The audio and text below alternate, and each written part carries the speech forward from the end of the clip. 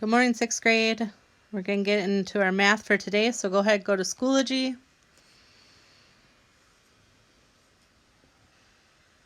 So make sure you're in third hour math. Go to week 2.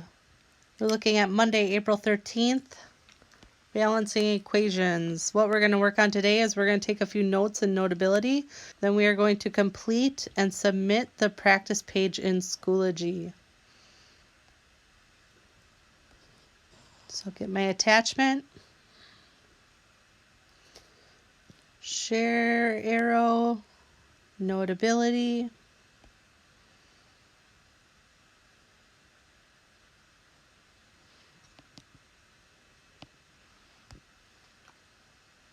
Create new note, import, open. So again, starting with your find 10 differences, you can pause the video now and do that.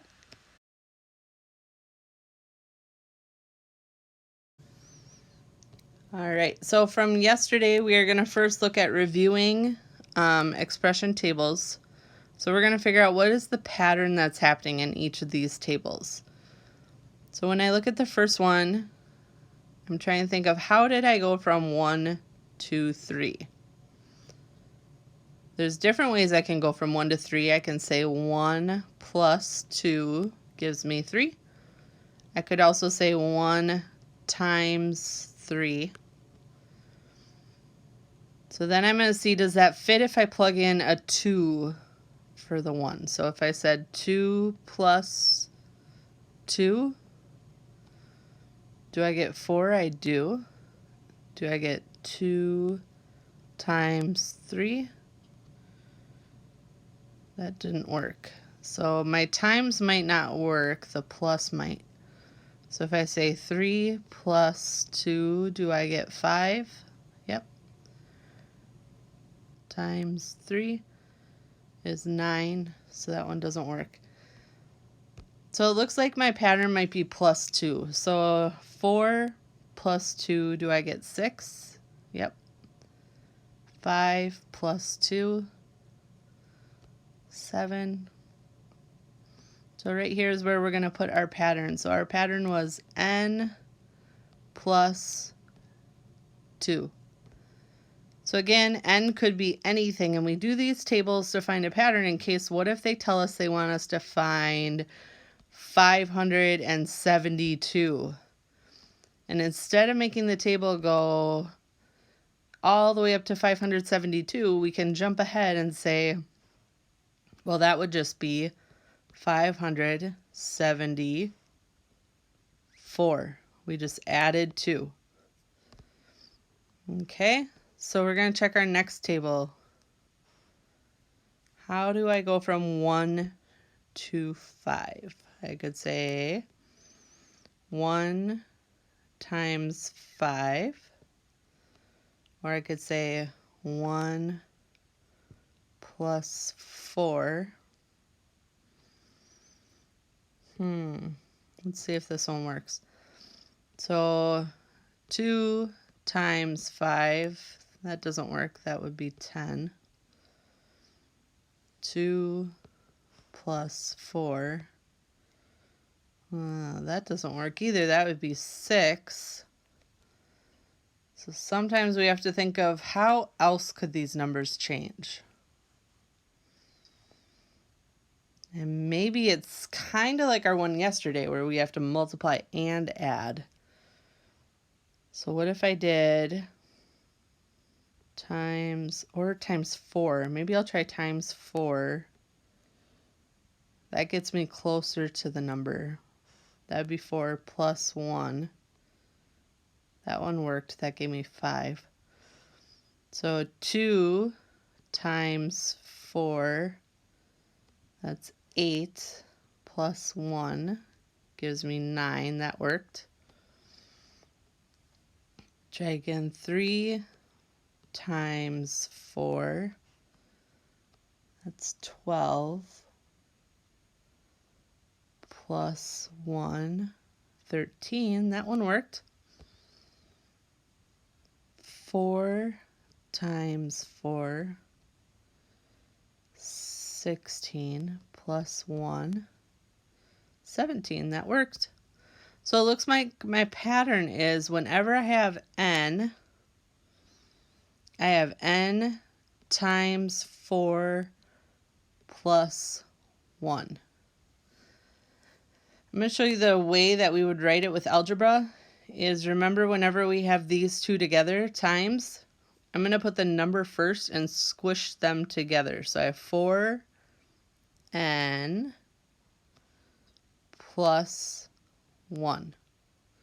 So the pattern for our table was 4 times that number plus 1.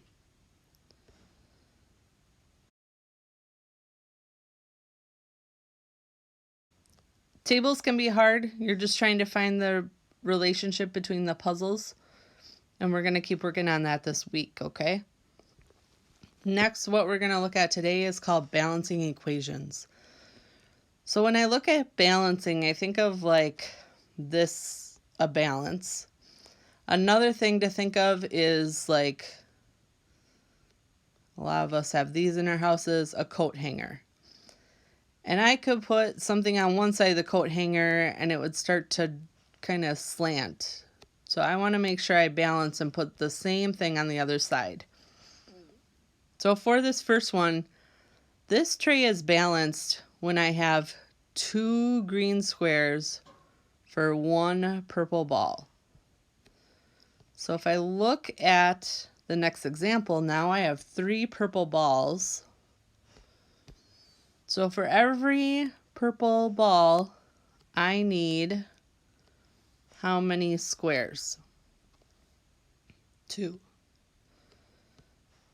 So I'm going to take that information and I'm going to start to balance out this tray.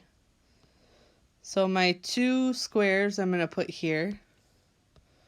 So the 2 squares I put here covers one of the purple balls. So I still have another, so I'm going to put 2 more green squares.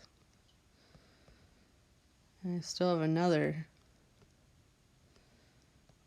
Alright, so if I had 3 purple balls on this side, that means on this side I would have 6 green squares to stay balanced. So you're going to see that what we're trying to do is figure out what's missing and what we need to do to make them even. There's another really cool practice activity I'm going to encourage you to do today after we get through our lesson. In self-service, you can download, search self-service for these words, Solve Me Mobile. And it's going to give you some things like we just did, where it's trying to make it balanced and you're figuring out how these are related to balance it. There's a couple beginning problems that we can do in there. It starts to get kind of tricky quickly. So just do the ones you can do just for some extra practice, okay? And there's a lot of puzzles. Like you'll see, it says there's over 200 puzzles.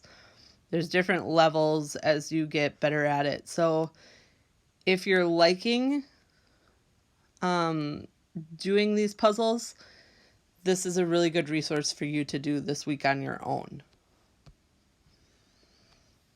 All right, so keeping with the balancing, if I had this image, and here's my tipping point, kind of here's the hanger that makes it slant one way or the other, I would try to figure out what is on each of the sides so that they're the same. And I think of, can I plug this into a calculator and get an answer? And I cannot because I'm missing information. So I'm going to instead look at this side and say, what is 5 plus 7? And 5 plus 7 I can solve and say 12. So that means whatever is on this side has to equal 12. So something plus 3 gives me 12. In order to find that, I could take away this 3.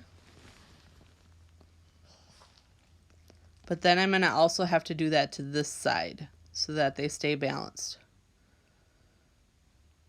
So then what I have left over is 9, and my missing number should be 9. I can go back and check that. Let's get rid of all this.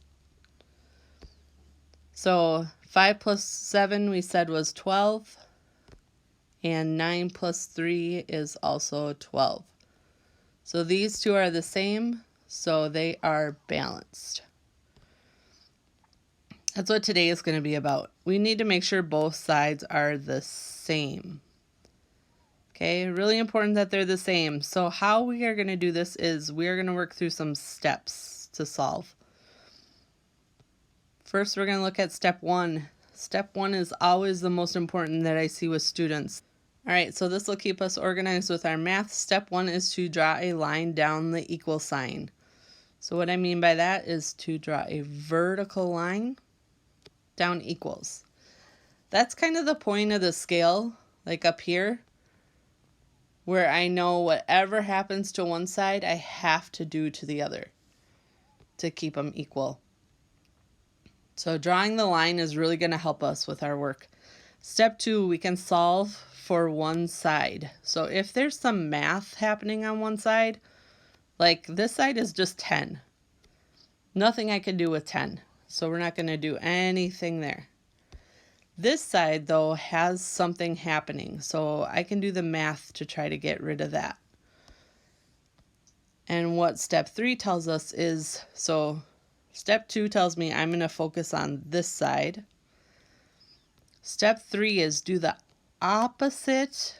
Really important, we do the opposite operation to cancel out. So we're going to work through what that means and what I'm talking about. The opposites. So if it's telling me to add, my opposite for adding is subtract.